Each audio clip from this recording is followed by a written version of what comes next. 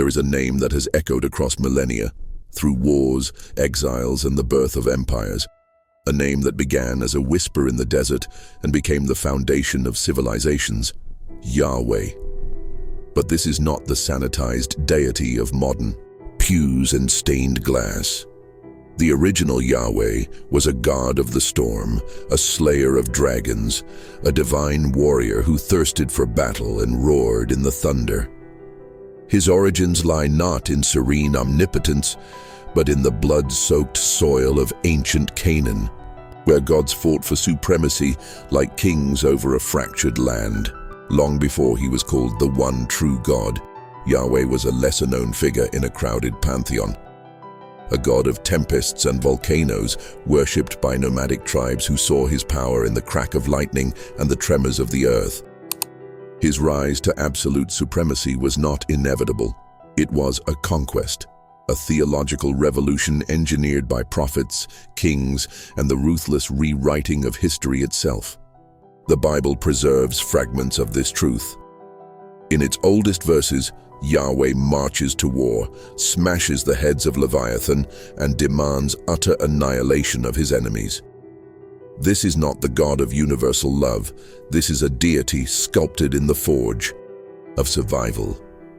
How did this transformation happen?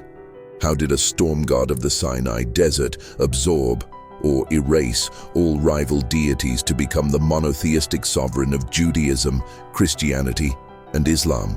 The clues are scattered in the buried ruins of Ugarit, where gods like El and Baal once ruled. In the Bible's conflicted texts, where Yahweh's rivals linger like ghosts, and in the political machinations of ancient Israel, where faith was power, and power demanded a God who tolerated no others. This is the story of divine evolution, of how a warrior deity's cult became a world religion. But to uncover it, we must unearth the past without apology, tracing Yahweh's path from the fringes of mythology to the throne of heaven itself. To understand Yahweh's ascent, we must first step into the fractured world of the Late Bronze Age, a time when gods were as numerous as the tribes who worshipped them. The land of Canaan, a crossroads of empires, teemed with deities. El, the gray-bearded high god; Baal, the storm rider who battled chaos; Asherah, the mother goddess of fertility. Among them, Yahweh was but one voice in the divine chorus, a god without a kingdom, a deity tied to the wilderness, to fire and mountain smoke. The earliest traces of Yahweh's worship emerged not in Jerusalem, but in the arid south, Edom, Midian, the lands of nomads and outcasts. Here, the Bible itself preserves startling clues.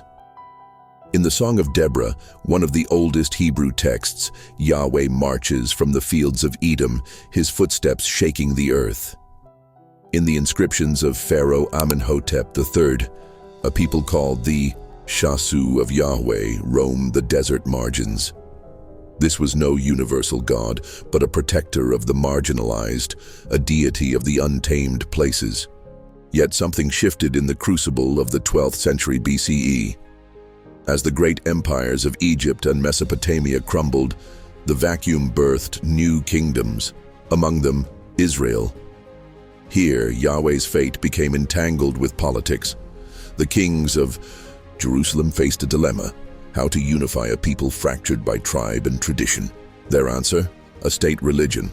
But to do this, Yahweh had to absorb or erase his rivals. The evidence is etched in stone. At Kuntilat Ajrud, an 8th century BCE inscription pairs Yahweh with Asherah, suggesting he once had a consort. Into the ruins of Ugarit, tablets depict El as the supreme god, a title later claimed by Yahweh. Even the Bible betrays this struggle. Exodus 6:3 admits Yahweh was not always known by this name, while Psalm 82 shockingly depicts him presiding over a divine council of gods, condemning them to mortality. These are not the words of eternal monotheism, they are the echoes of a celestial coup. By the time of the Babylonian exile in 586 BCE, the transformation neared completion. Stripped of their temple, their land, and their identity, the Judean elite faced annihilation. Their response was theological audacity. Yahweh was no longer merely their God, he was the only God. 2nd Isaiah proclaims it plainly, I am Yahweh, and there is no other. The polytheistic past was rewritten, and the old gods were recast as demons or myths. A storm god had become the architect of reality itself. This was no peaceful evolution. It was a revolution, one that required the burning of Asherah's groves, the smashing of Baal's altars, and the rewriting of history itself. And yet, the old world lingers, if you know where to look.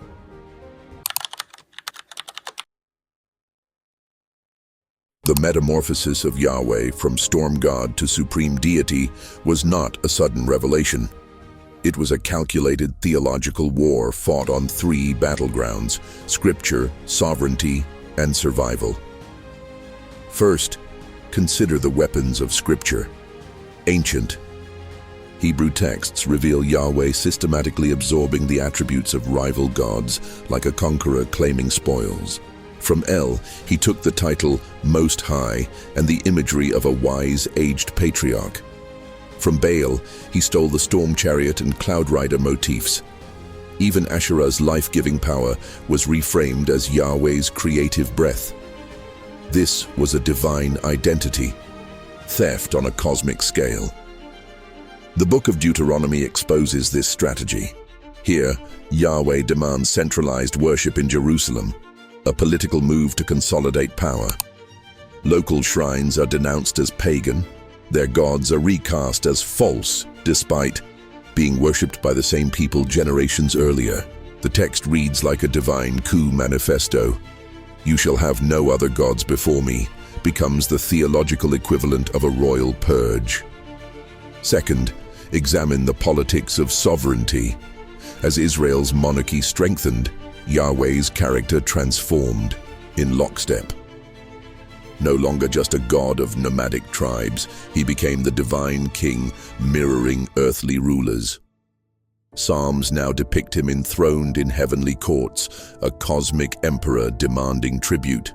The Ark of the Covenant, possibly repurposed from older war cults, became his mobile throne, uniting religion and military power. Archaeology confirms this shift. At Kuntilet Ajrud, 8th century BCE inscriptions show Yahweh still shared worship with Asherah. But by the time of King Josiah's reforms a century later, all traces of goddess worship vanish. Coincidence? Or evidence of a state-sponsored monotheism campaign?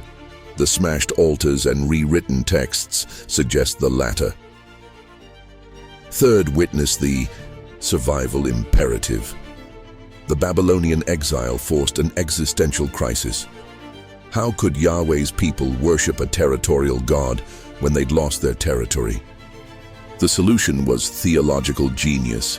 Yahweh was reimagined as universal, omnipresent, beyond place or image.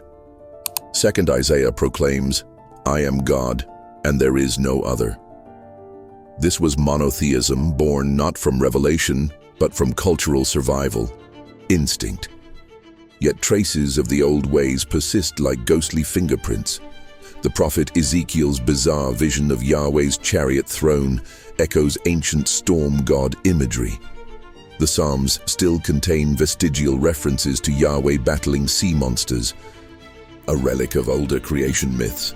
Even the sacred name Yahweh itself may derive from a Canaanite verb meaning he causes to be, suggesting his original role as a divine activator rather than supreme creator. This theological revolution didn't happen in temples alone. It required rewriting history itself. The Deuteronomistic historians systematically edited Israel's past to present Yahweh's supremacy as eternal rather than evolved. Older traditions were preserved but reinterpreted, like archaeological layers where each civilization builds atop its predecessor's ruins. By the Persian period, the transformation was nearly complete. Yahweh had shed his storm god trappings for philosophical abstraction. No longer just a national deity, he became the invisible architect of all existence. Yet the warrior god never fully disappeared, merely waited beneath the surface, ready to re-emerge in apocalyptic visions and holy wars yet to come. But the story isn't over, because to truly understand Yahweh's journey, we must now examine what was lost in this transformation and why it matters for how billions worship today. Beneath the polished surface of monotheism lies a shadow history, one where Yahweh's victory came at a cost few dare to acknowledge. For in becoming the one God, something fundamental was severed from the human experience of the divine. Consider, first, what was lost: the sacred feminine. Asherah, once worshipped alongside Yahweh as his consort, was systematically erased. Her tree of life symbol was cut down, and her priestesses were silenced. Yet traces remain in the recurring wise woman archetypes of Hebrew scripture, in the persistent folk traditions of tree worship the prophets condemned. This wasn't mere theological housekeeping. It was the deliberate excision of half the divine image. Next, witness the war on divine plurality. The ancient Near East understood gods as specialized forces, a god of rains, a goddess of fertility, each managing their domain. Yahweh's monopoly demanded all these powers be funneled into a single being. The psychological impact was profound. Nature was no longer sacred in itself, but merely God's creation. The world became disenchanted, a commodity rather than a living tapestry of divine expressions. The most radical break came with Yahweh's transcendence. Storm gods are imminent. You feel their presence in the crashing thunder and smell their anger in the ozone. But post-exilic Judaism increasingly portrayed Yahweh as distant, unseeable, dwelling in perfect isolation. This philosophical shift birthed profound theological innovations. But at what cost? The intimate, visceral experience of the divine was replaced with abstract obedience to an all-seeing eye. Yet the old Yahweh never fully disappeared. He resurfaces in terrifying glory in the book of Daniel's Ancient of Days, whose robe is the storm cloud and throne the whirlwind. He erupts in Revelation's blood-drenched apocalypse. Even in rabbinic tradition, the concept of God's left hand, the side of strict justice, carries echoes of the warrior deity who once drowned Pharaoh's army without remorse. This duality created a tension monotheism still struggles to reconcile. How can God be both the source of perfect love and the commander of genocide? The answer lies in recognizing these as different theological layers. The later universal deity superimposed over, but never fully erasing the original storm, God's visceral power. Modern believers often don't realize they're worshipping a theological palimpsest, a parchment where older texts still show through.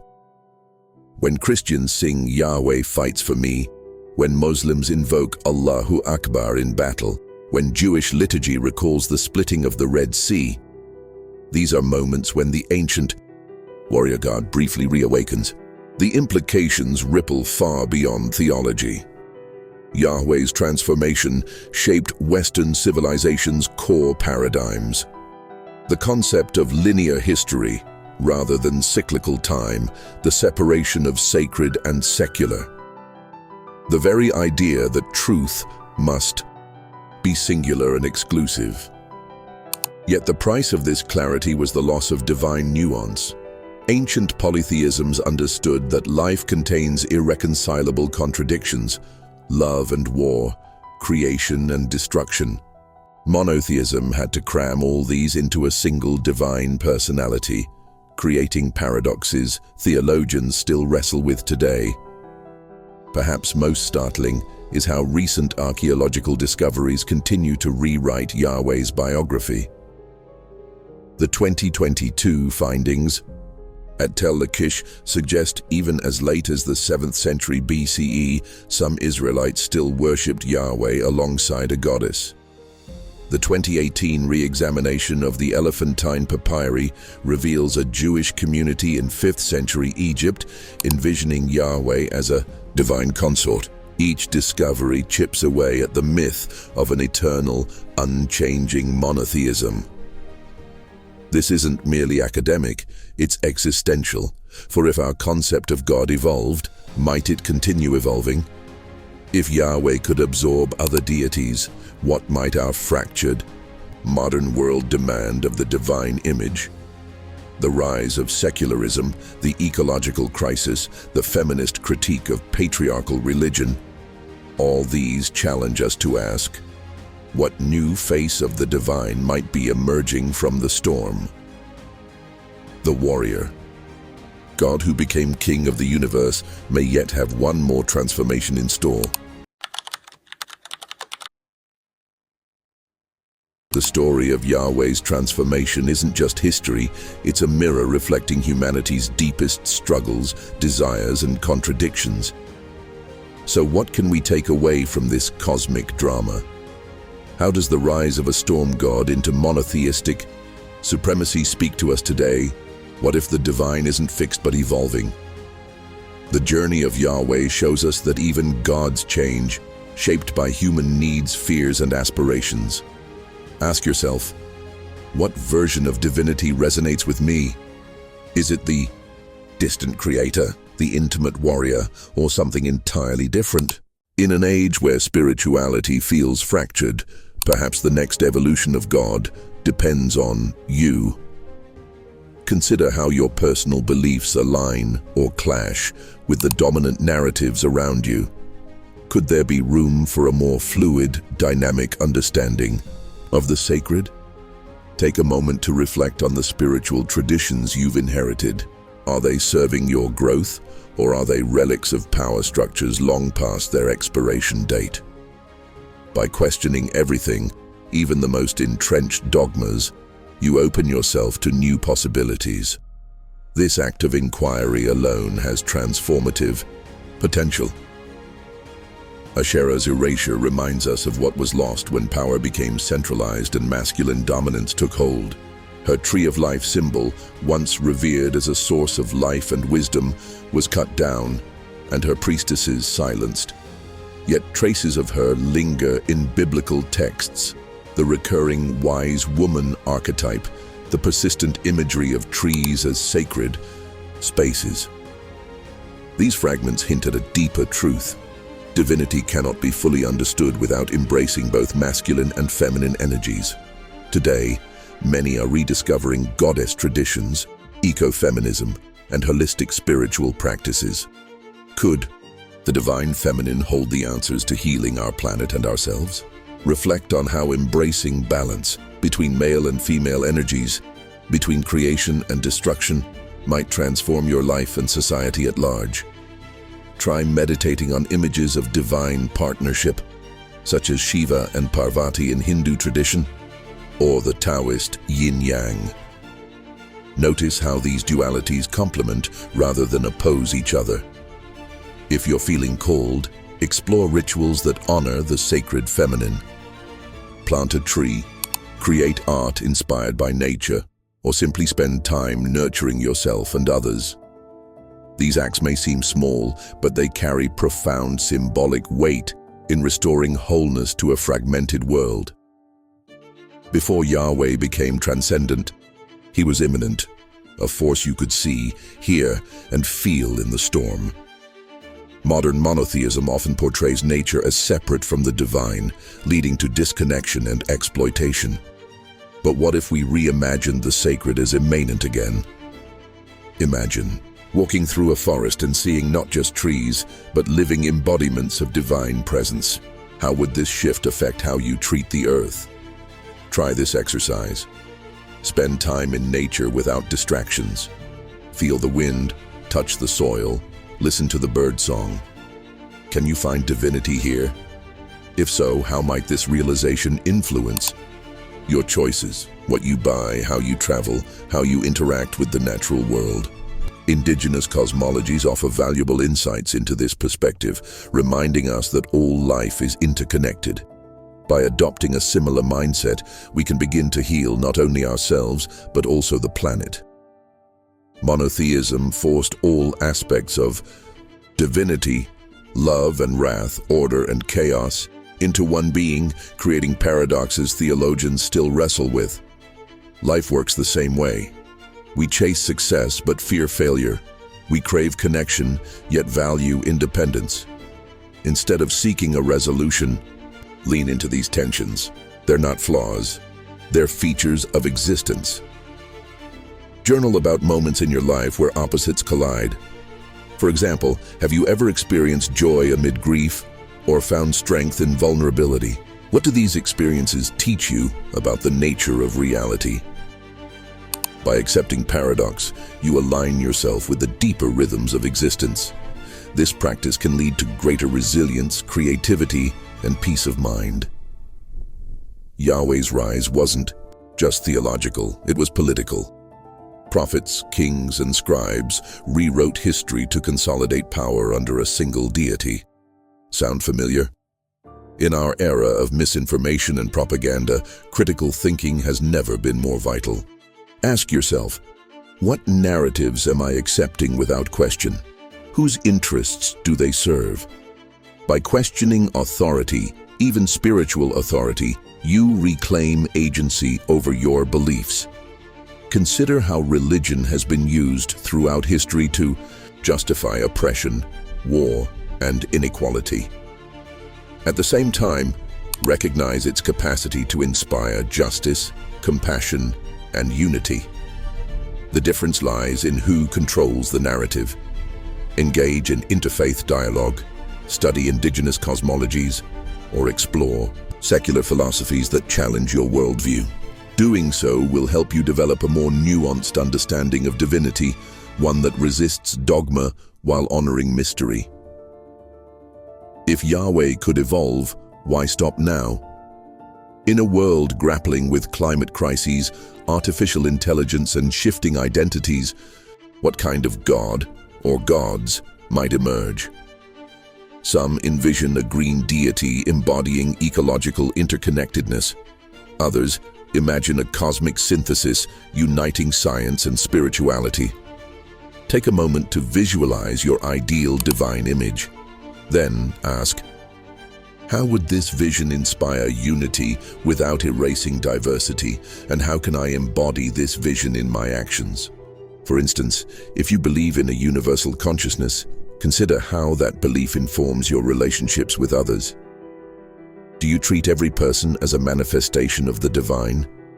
If you resonate with pantheism, the idea that God is present in all things, how does that shape your daily habits and decisions?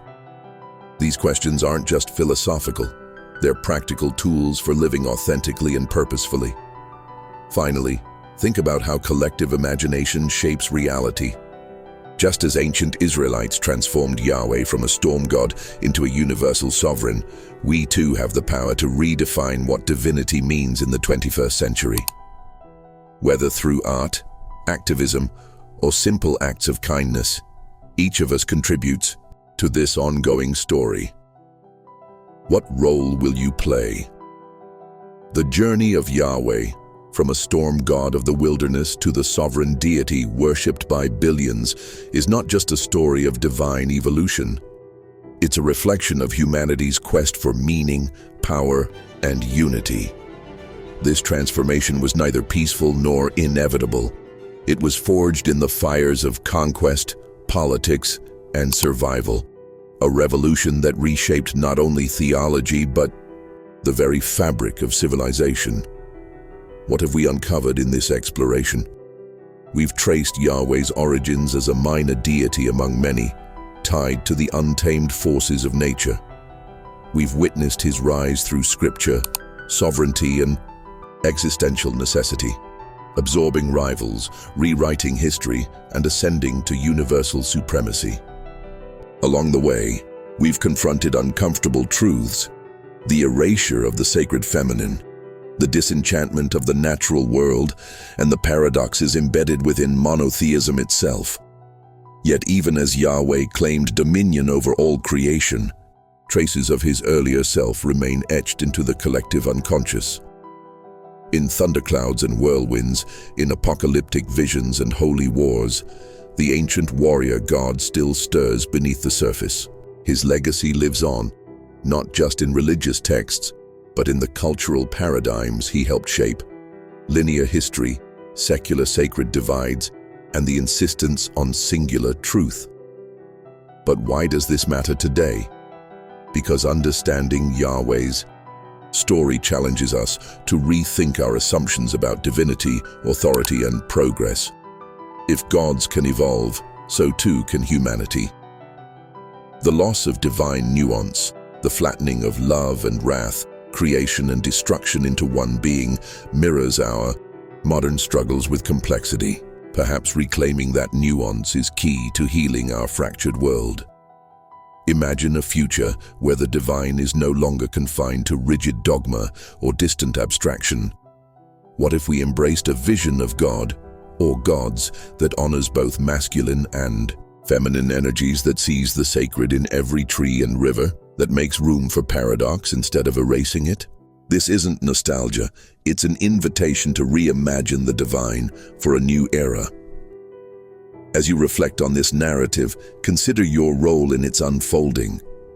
Are you merely a passive observer, or are you actively shaping what comes next?